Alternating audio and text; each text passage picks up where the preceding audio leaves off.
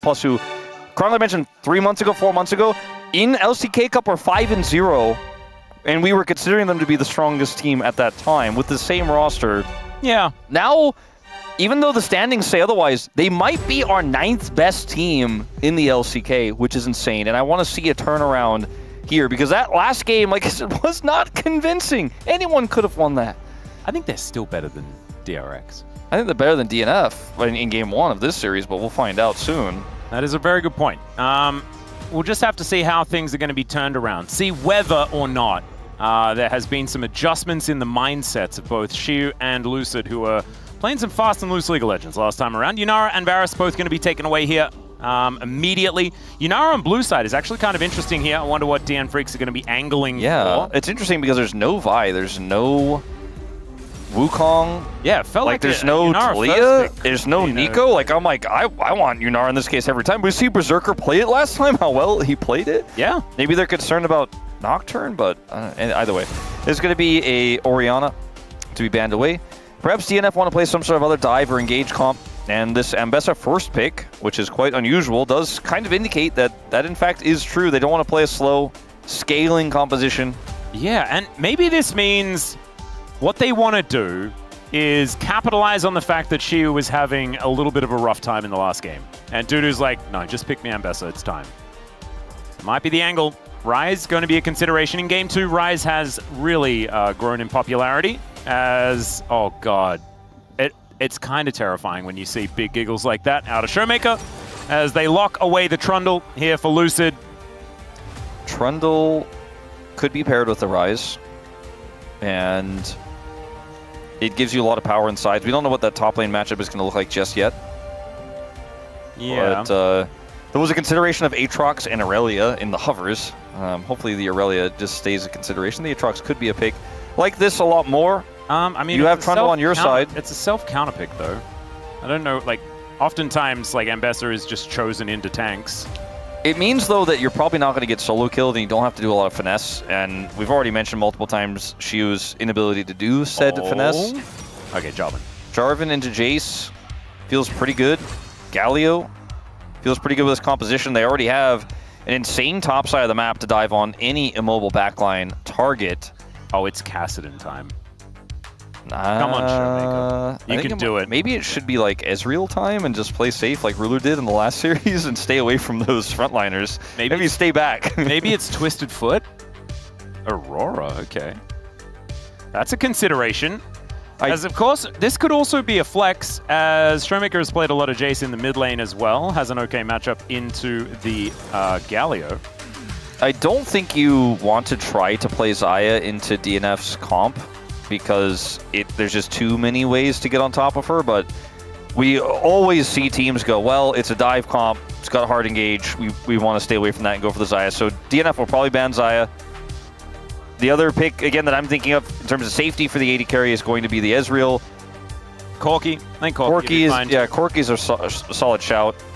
Kai'Sa, obviously going to be banned here because of the same things. Like, this second part of the ban phase feels so obvious. We usually, what's the front line, our solo lane archetype? Okay, we ban the AD carriers that are good into that or strong with it. It happens every time. That's why Xayah goes in this spot like almost every game. Fearless baby. Yep. And so I think that one's going to be locked in. What comes next, though, is what gets a little bit more interesting, because the Corki, like you mentioned, does feel really good here, actually, for Dplus. I think paying attention to the support options that Beryl has is going to be a good one. Poppy, a big deal. I think Alistair, a great choice as well. The Rakan still up and available at the same time. Rakan, yeah, really scary for DNF to play into. We don't know what the AD carry is going to be for Dplus here, but Rakan could get a lot of easy follow-up value in this draft. Yeah, I think I could almost see DK banning that one away here. Yeah, I agree. I mean, I think it's actually fairly decent on both sides. Yep. But I think Dplus should probably ban it. Ban the Lulu instead. Okay. Again. Taking that one away from Quantum does deny some of the more hyper-carry comps that could be coming through here from DN Freecs. And with the Galio in mid lane, I think a hyper-carry does fit the composition quite nicely. Let's see what this last ban is going to be. Pick your poison, Alistair, Rakan, one of those, and the Alistair is going to be taken away. I like this because I thought we were just going to see that you know, it's just a Xayah ban no matter what, even though I don't think Xayah is strong here. Tristana, really interesting option. It looks a little bit like CV Max is cooking something up right now. Yeah. That might be the Tristana angle. I wonder what the answer is going to be. Tristana very safe into this comp as well, but also does a ton of damage and is incredibly punishing into it. And can even use its engaged against itself. Now, instead we're going to see the Corki that you mentioned. Okay. And this is a strong pick. I think you and I both universally agree on that. And CV Max ultimately decides it's better than the Tristana here. Although I thought the Tristana was pretty cool. I like the angle, you know, because like you got a Flag and Dragon Jarvan looking for you. You're like, ha. You just Buster shot him back into the team and you're like, I win. Yeah. That could be the angle. But instead, they do just opt in for a little bit more early game damage. This is the problem, though, right? And this is what they sort of get for banning the Lulu instead of the Rakan. The Lovers Duo just comes through here for the DN Freecs without too much recourse. And what do you play into this? Are you just going to go for the Nautilus? You're going to go for Rel? Rel being the main form of engage here with a Jace into this comp, so scary. Nautilus at least denies you the ability to dive turrets a little bit. Janna for Beryl? That's actually so It's actually so sick though. in this comp. Look at the so much value, the knockups. Like, the amount of disengage is insane, man. Finally, a team is willing to lock it in. Beryl has hovered it in these types of situations so many times. This is one of those picks we talk about in these types of niche scenarios where we're like, it's LCK, we never do anything weird. We never actually think outside the box. We never actually lock it in, even though everyone knows it's a solid option. But they're going to lock it in. This and is also, look so at this. rad.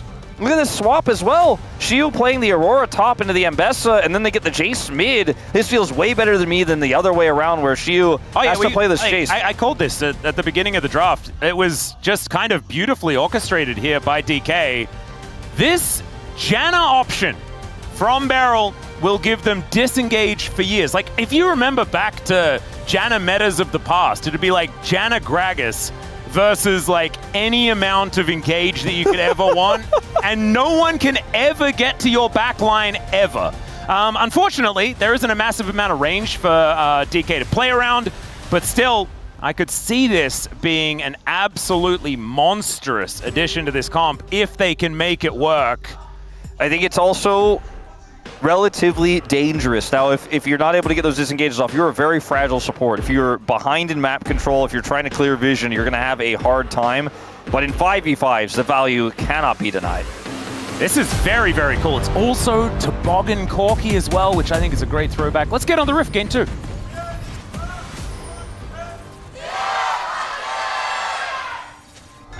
소환사의 협곡에 오신 것을 환영합니다.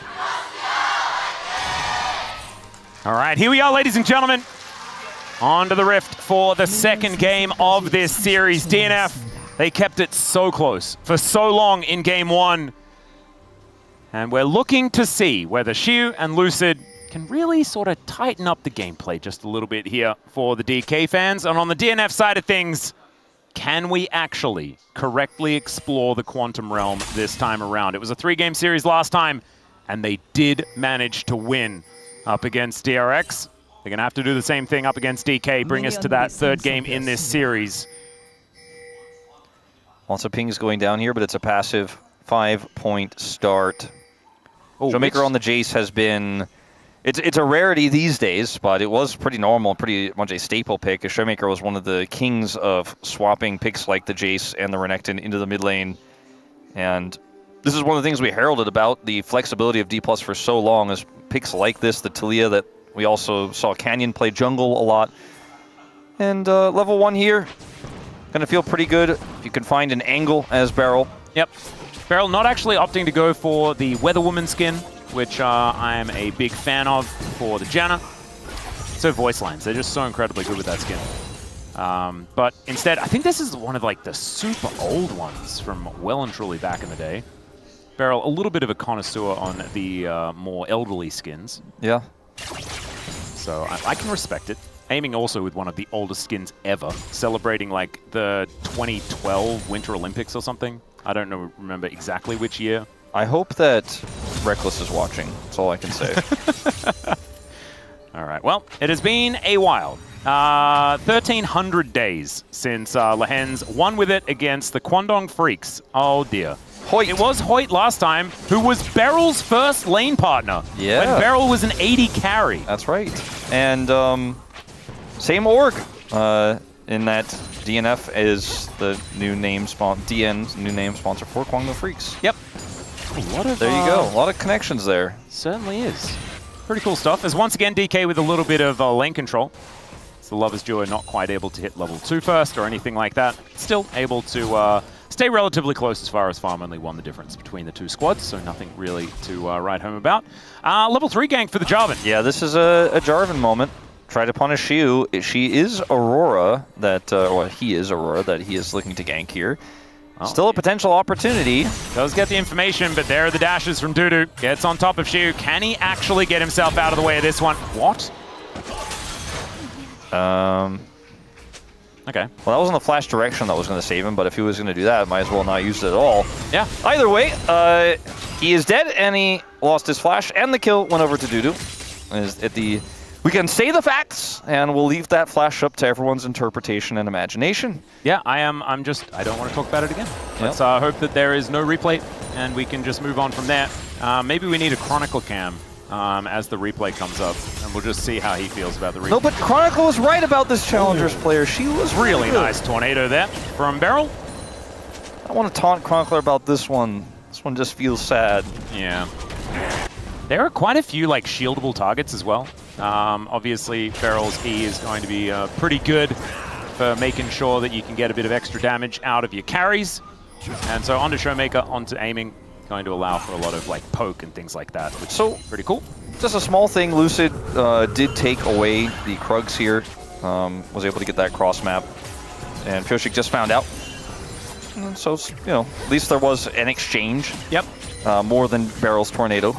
A little bit of trade back, but this go for Shiu, put Shiu out of the game strategy seems to be working pretty well for DNF so far. Yeah, not too bad. There is still a 9 CS lead for Shiu there towards that top side, but there's no teleport used yet here for Dudu, and he's also taken Electrocute. If they do this again, like, it just becomes so problematic for Shiu, or if he ends up just getting out-traded, because 2 longswords come through, and like you said, the Electrocute procs here, and it's common to see this Electrocute in the matchup, but still, I mean, he's using it really well. Yeah, I mean, this is what you want to do. Like, go for those short trades, try to capitalize, and if you are going to have your jungler kind of camp, it does make you deadly if you do get a little bit of an advantage. But he's still sitting on teleport. Like, that's the crazy thing about it. Yeah, I mean, he can force these issues repeatedly.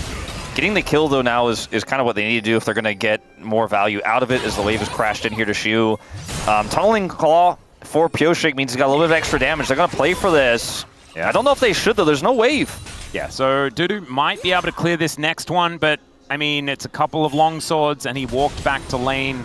Maybe he wants to go for another reset, does now have that public execution, as Pyoshik gives Shiu the thumbs up. It's such a smart play, because you know that either A, Shiu messes it up, or he doesn't play respectfully, or can't clear the wave, and then you dive him and you kill him. But if he doesn't, then you crash the wave, he has to back. And then if you flag drag because you're Jarvan, you stop that back. He doesn't have TP. Like, you mentioned this so long ago, and it's finally really starting to come to a head here. Yeah, now they're even. They're completely even in farm because that entire wave was missed on the top side of the map. So even if there wasn't actually a gank that went down or anything like that, it is still Shiu so incredibly far behind. Lucid is still going to be able to get this dragon most likely. So not end of the world. Well, now they can swap the lanes to where they wanted them to be with this top side Galio. Put Bulldog into the Aurora matchup. Yep. And, you know, it's been a pretty good series for Pyoshik, I gotta say. You know, we were joking about the one fan who was like, no, Pyoshik's actually one of the greatest, but he's having a good day. He certainly is. And face checking at the end of game 1, I think doesn't actually delete all of the great plays he's had. Nope. And also, like, someone had to face check. Exactly. That moment. So, not really going to be too much of a big deal as the taunt does connect, but not really anything to come of it there towards the top side of the map. Pretty even across the board here between both of these teams, but a 400 gold lead is going to be represented by the DN Freecs, largely because of that first blood going over to Dudu, as Beryl has found a few of these decent tornadoes, but right now you can see aiming taking a lot of damage. Actually gets lit on fire just for fun here by Quantum. Yeah, Quantum's got unsealed, so low cost to just drop that. and guarantee the lead. Public Execution is going to connect onto Showmaker, who tries to boop Dudu back, but the turret is not going to be there in time. My god, this Ambessa is so strong right now. Dudu's having a bit of a resurgence late in the year. Yeah. He has had some really great moments, especially in 1v1s. Threatening another solo kill here, and is going to get a plate gold, or get some plate gold out of it. Showmaker also does not have teleport, so he's going to have to run back as fast as he can. Luckily for him, he is Jace, so can just use his transformation and his gate to speed his way back, but even still, it's going to take quite some time. A wave will be lost. Yeah, there's a lot of CS that's being lost just by Dudu outlaning his opposition. It's pretty impressive. It's now a plate that goes over to Dudu as well, who still has TP, by the way. It's, yeah. He can make these impacts and then be anywhere, as we are going to see a TP behind Showmaker. All right, it is definitely a pretty aggressive one. There is no flash available as DK are going to get charmed up momentarily. There's a heroic entrance. Lucid is the one that gets knocked up for that one, as he does use the subjugate finally. Flashes away, will be able to get that health bar back, but Berserker follows him, and he's able to lock down that kill. Decent tornado there, but Beryl, I don't think he's getting out of this one, as Between Worlds goes Shiu, but doesn't really find very much value for it. The flash, the desperation, but they do manage to get the kill onto their Zyres. Over the wall they go. Dudu now diving back in, and the solo kill in the bottom lane is so nice, but now aiming is just auto-attacking them down, and he picks up a triple DNF! Guys, it was fine. Yeah, it was okay. When they saw the double time, they were going to stay, and oh boy. He is just dead. Well, he does try to get out, but he's not going to work. And that is just Pyoshik finding the right lance at the right time. Well, there's a bit of an aiming stripe in this game, but otherwise, big DNF tempo vibes right now, Atlas. A big swing from what we saw there at the end of last game, where things were decided somewhat abruptly, anticlimactically. As Dudu, let's watch this. So he Showmaker just gets up here and tries to space him, and then he realizes he's playing against Ambessa, so there is no spacing with this champ. Dudu flashes, gets on top, gets the last hit. Oh, right? And there it is again. Oh man, look at that player cam. You saw that, right? Yeah, that was also first pick. There it is again. Getting the work done. Yeah, Showmaker's like, it was not very good, everyone.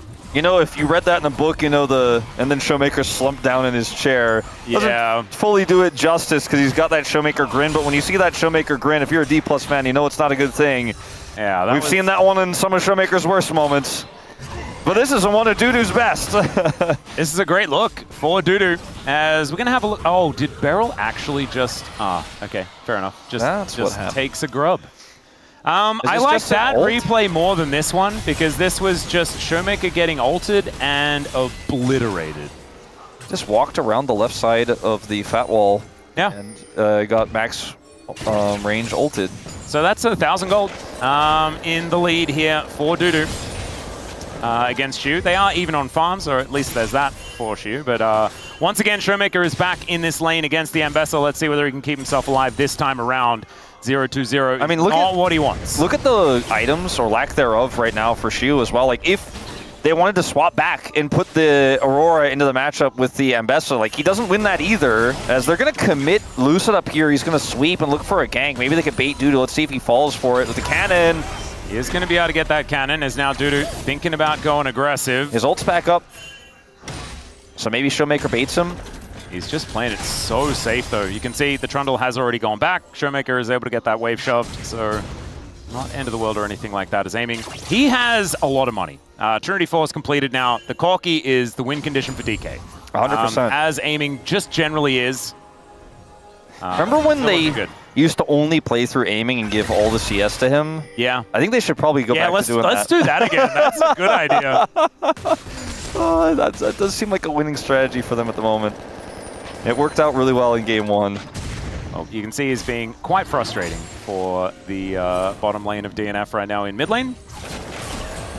Yeah, continuing to do so. Just gets the little Janna shield, just uses it to trade. This is mini barrier. Yep. This is just a dragon, looks like here. I don't know if they can fight this. Bulldog is unseen. Yeah, there's the Justice Punch onto Shiu. Still going to get taunted up. Does eat some honey fruit as out goes Pyoshik, and Lucid says, all right, well, I think I might be the one taking this dragon. DNF is still having to deal with aiming just being the most annoying little toboggan rider ever. Look at this damage. With the Trinity Force, Berserker is not going to be fighting this, but it is enough to get DK off this dragon, and Bulldog picks up the aggro once again. This is really greedy here for DNF. They need to be decisive, and they are certainly not. Yeah, that is an exhaust down onto Quantum. The dragon is going to be secured this time as Lucid. Okay, that's what he did. He went into the practice tool, and he just practice smites. Yeah, I was going to say, rare miss from Pioshik on this one. 93, I think, was the number at the end. Well, what's so surprising about that exchange on the initial part was Pioshik was there on Dragon. They had Shiu, no flash, by the way, in a really awkward spot. I thought they were just going to turn and drop Dragon. They did not. And then they held Dragon, took a bunch of extra damage, and then couldn't decide whether they wanted to commit onto aiming, who had Valkyrie, or commit to the Dragon. And they kind of half did both. And Dplus were like, all right, we'll play this 50-50 out. They win it, and this game is still really close. Yeah. Even though we've seen this complete dismantling of the side lanes early, they are still a Jason Aurora who have been able to continue to farm CS. I mean, they're dead even in farm, basically only 10 CS the deficit for Shiu in that top lane matchup. So good recovery here for Dplus, and 2 Drake lead into Cloud Soul, feeling pretty nice. Yeah, and it has to be like this, right? They're a poke comp that doesn't have any engage. And so staying ahead is going to have to be the aim of the game here for DK. So they want to play around their range advantage and make things work that way. Remember, Bulldog got that same taunt combo onto Shiu when Pioshik was there with Flash Cataclysm. They didn't want to commit and played it super slow. I think they wanted to save that ult for aiming. And, you know, Dplus are like chilling because they played it so slow as well. They're like, oh, if you guys aren't going to commit, we'll just let the Dragon actually do the work. Yeah, they just wait for it. Aiming here just gets a shield from Beryl, who just continues to walk away and get as much vision and things like that as possible. Getting wards down is going to be a little bit of a difficulty later on in the game, even though Janna does have a fair bit of that movement speed. It's not quite what it used to be, but still, you're able to use that tailwind quite effectively. Is aiming with this shield from the Janna, I think gets like an extra buff in his playstyle, where he just goes real crazy. He is in a really nice spot in this game and just can continue to try to leverage those advantages. Oh god, okay. Shock Blast is going to push Berserker out of this lane as in goes Pioshik, but he immediately gets knocked up. The Janna is being so frustrating as there is Quantum making his way in, but the tower does go down. They do take out the Trundle as Bulldog just gets boot back. Great flash to get out of the way of Dudu. That could have been 3 dead because this Ambassador is so big. The hammer does come down once again. Great knock-up from Beryl. But DK, you do not want to fight this Ambassador unless you're absolutely sure about it. I'm not sure if they wanted to really fully commit there. I mean, they ultimately decided to because Dudu TP'd in. But when we watch the replay, I want first everyone to look at the side lanes. There's an Ambessa and a Galio pushing 2 turrets. They could have gotten 2 turrets here and then defended and been happy with that. They instead decide to, after this shenaniganry, right, where Lucid takes a ton of damage, Quantum has a fantastic charm, then they force the issue. Berserker's timing on his ultimate is beautiful. He still dies here. They commit, though, the teleport, and so Bulldog goes in, flashes for a triple taunt, which amounts to nothing. Dudu's teleport is also wasted. They could have, I think, really gotten 2 extra turrets on top of all of that. Well, 1, because in order to make that play happen, Bulldog did need to come mid to save it. But either way, Dplus, I think, feeling not so bad about that because they ended up losing neither turret. They got the turret themselves, just the exchange of 1 player. Yep. Man, it really is. Or 2 players. Aiming versus DNF at this point in time, as you can see in that goal graph that we can see right there. Now has the largest gold lead in the game. Dudu is still a huge problem, as Berserker just going to get smashed here by Lucid. Taken down to 50% health, does have to use the flash, and so no Featherstorm, no flash, no ghost. This Xayah is pretty vulnerable as we look towards this Rift Herald, which is coming up very, very soon. Quantum now the target here. May have to flash. There is no one to battle dance to either, as the Zephyr does come through there from Beryl. Does literally nothing at all outside of a small amount of slow, so not literally nothing at all. Almost. Almost nothing. And you know, I like how we have 2 of the least impactful Qs in this one, as the Gleaming Quill and the Zephyr, both of them, really just not a lot to it. Pioshik is seen here, but they do complete their backs, and now he wants to push out Shiu before they decide to potentially start this Herald. Berserker's going to have his ult back up, but does not have either of his critical summoners, so this is a really awkward moment here, trying to team fight for this Herald, and they may just ultimately have to give it up you know, in terms of the ults, like they have all of them, but they don't have enough control to actually commit to that fight right now, unless they're able to, you know, pinch aside, which they tried to, but Shiu played too respectfully, played too far back, and now Dplus should be able to get this Herald, I think, relatively for free. It's tough to contest. Maybe they trade for Dragon here, as that's where DNF are now posturing, and Dplus just don't want to do the trade. They want to guarantee they can get both. I do think that Cloud Soul is so broken for DK. It really is. Any composition that has Janna is generally pretty good with it, but Janna can just be so annoying with just how fast she gets. And that is something that they should be able to leverage if they can get a couple of these dragons. Already one of them has been started up at DN Freecs. Not going to give this one up without a fight. Showmaker going to miss that shot blast with the acceleration gate, and they don't have great engage here, to be honest. Like Dplus, they're going to have to try to close the gap here. Their Aurora is so far away. They're looking to walk their way in. Bulldog is just checking these flanks. Dudu's angle is really good. Flag and Drag doesn't get the knock up there onto Lucid, as that pillar position is pretty good. And now we're going to look for the 50-50. It's stolen there by Lucid. The boot back is fantastic, as we can see, but Lucid is in amongst it. He does have the subjugate, though, and it keeps him alive for so incredibly long. As Showmaker even surviving in that backline after distracting them for so long. These knockups from the Janna are the most frustrating thing in the universe. Oh my goodness, it's monsoon season here for DK, and they love it. That was a great fight for Dplus. They didn't have great engage tools, but they were able to group and then close the gap, and then DNF didn't know which target to go on. They ultimately decided Lucid was the target, but he had Subjugate. He was so tanky, survived long enough. They swapped targets, but it's just too late, and Dplus get a huge team fight win. Lucid gets the secure, the steal there on the Dragon.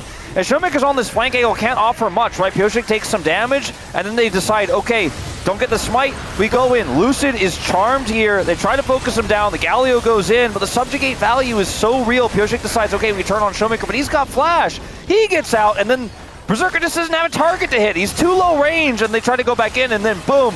Tornado cannot actually get in, and they're just spaced away. Really clean fighting, showcasing, I think Dplus have definitely been playing around this Janna in scrims because they know what it's capable of. Yeah, I think Barrel's been playing it really, really well at the same time. The disengage, even if an Ambessa makes it into the backline as well, crazy, is kind of beautiful with the Monsoon. And he only sort of pressed it for a few moments. What's going to happen when they try and engage on them, and then he presses Monsoon when there's a Spirit Visage Trundle in the middle of the fight? He's not going to have it for the next little while because it's not what he's building next. As now, Shiu might just be dead. Yeah, Shiu does not have a Spirit Dash Cannon comes in, the flash is going to come out, not going to risk that one.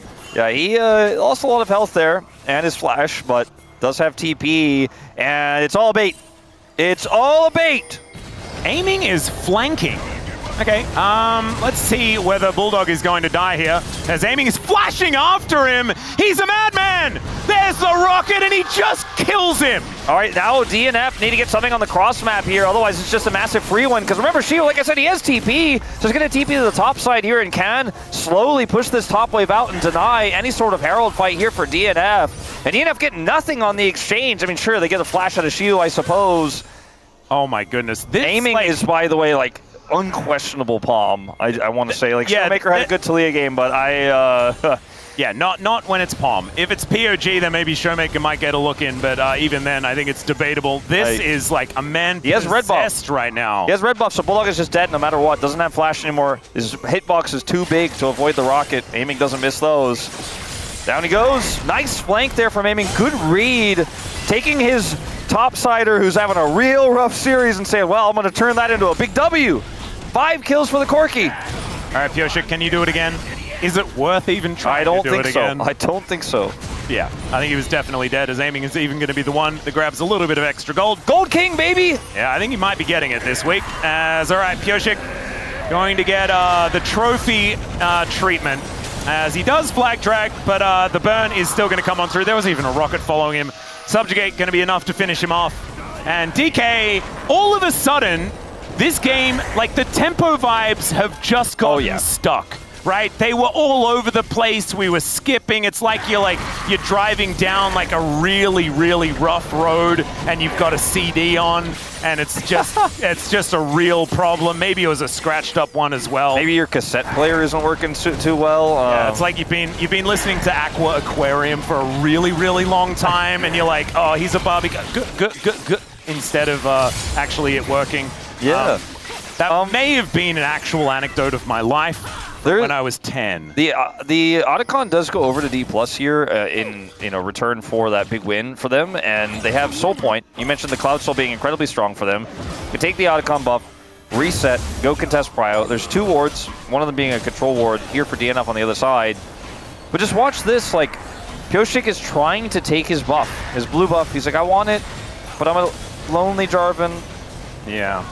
And Aiming is super mad that that kill didn't go to him and his rocket didn't connect, but I think he'll get over it, to be honest with you, Atlas, as they are going to take that into Otacon, get a TP out of Dudu here, but yeah, this is a fight that is going to take some real shenaniganry by Dplus to, I think, lose. I would agree. And just to finish my point, I think at this stage, DK have just gotten like an MP3 player, like the iPod has been connected. For sure. And now the tempo vibes, no more skipping. Yeah, no. Because I was making a real point, I promise. It's now we've got a bit of an engage onto Lucid, who is at this stage of the game with his Deadman's Plate, like almost impossible to kill if Beryl's there. Because Beryl sees everyone, shields him up, and has the Monsoon if there's ever any actual problem.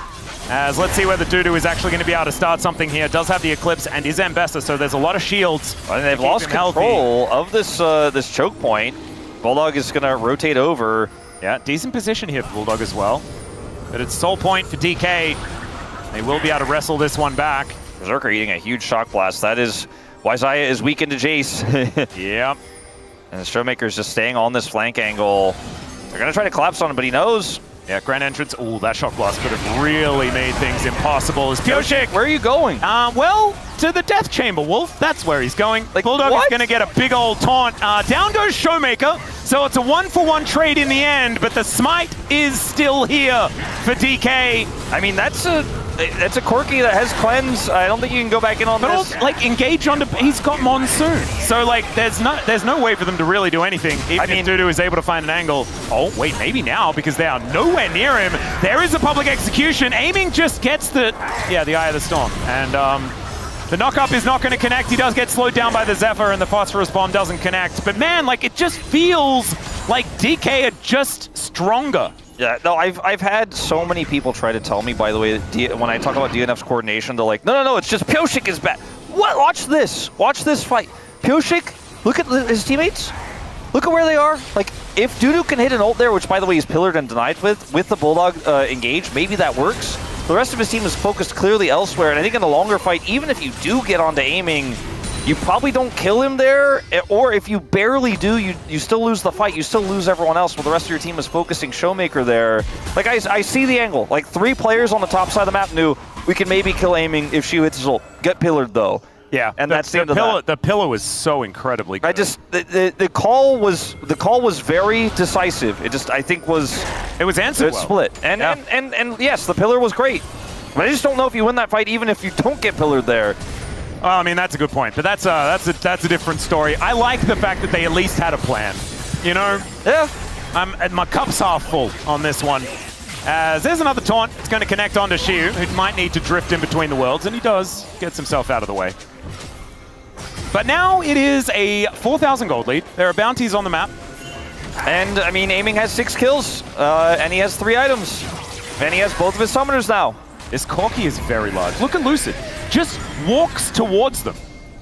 And there is not a whole lot of counters to the whole situation. There's the knock-up as they look for Aiming. Monsoon says no. Quantum is going to be able to catch back up to him, but somehow the Ambessa is already dead. The 2 strongest members have been taken down, and maybe actually I was wrong. Maybe, in fact, Lucid is the strongest member on this team, because this Trundle has taken his tribute, and he might be taking it to the Baron Pit. You got Aiming this time. You got him this time. Unfortunately for Aiming's KDA, it's got a 1 in the middle as Pyosik. Oh, okay. He does not have flash, but maybe he could get a cone. Maybe he gets another flag in there. I don't think so. I don't know whether Shiu survives if he tries to go for this one, as Beryl is just being annoying. He's like, "Hey Pyosik, how you doing? How's your world's medal doing from 2022? How you feeling, buddy?" And Pyosik is just going to leave. Baron is going to be secured. And yeah. Not this time, DN Freecs, is what I'm starting to feel. Yeah, no, I don't think so. it's this moment here, again, everything is used. Barrel's fantastic peel, buys enough space, aiming still dies, but DNF have to go so deep. And they press every single button. And it's like, if you kill the AD carry by using literally everything in your kit, then you basically like lost 5 before the champions even die to kill aiming, because they can't do anything after that, and Dplus were there to punish. But Barrel's Janna performance has been phenomenal. Aiming's Corki performance has been phenomenal. They're working well in conjunction with each other. I mean, his Cloud Soul, I don't know what else to tell you guys. DNF had some nice soul lane leads, but it just doesn't matter anymore. Yep. And look, I actually think that it's not an aiming boat. And I'm going to say this with zero bias, obviously. Sure. But it's Barrel. I mean, I knew what you were going to say, yeah. And I knew there was no bias attached. No, it's no bias. He has the genius Janna pick. He plays it beautifully. His Nico is hitting multi-man ults every time. All right, maybe they get Showmaker, question mark? Yeah, there we go. He has no flash? Probably not going to get POM, not for this one, although Pioshik almost just dead, as they'll trade Showmaker for an inhibitor in the mid lane. But honestly, for DNF, any way to get a bit more money is going to be a good thing. Well, if they can survive to the Elder, and then Pioshik doesn't walk into a brush without vision because he has no vision, needs to get it, maybe they could fight for an Elder. The problem is Dplus have Baron for the time that's left until Elder spawns, and they don't have the mid inhibitor. But they got Showmaker. Got it. Yeah. Pioshik, it's like, thank you. Look at how god he was. He was very godding, included, but no batteries. And it's his 4th death of the game, but I don't know if him 5 times will fix this, and they're going to need a little bit more than that, as here comes a TP. All right, public execution onto the Trundle. Let's see whether they can actually kill him, as Between Worlds goes out the Monsoon to try and keep him alive. The taunt does come on through, as Shiu will be the first one to fall. The flash out from Lucid, the triple knock-up from these tornadoes as a teleport to come in from a respawning Showmaker. Will push back the DN Freecs. There are 5 members. Berserker is pretty high health, but the shock blasts are now raining down.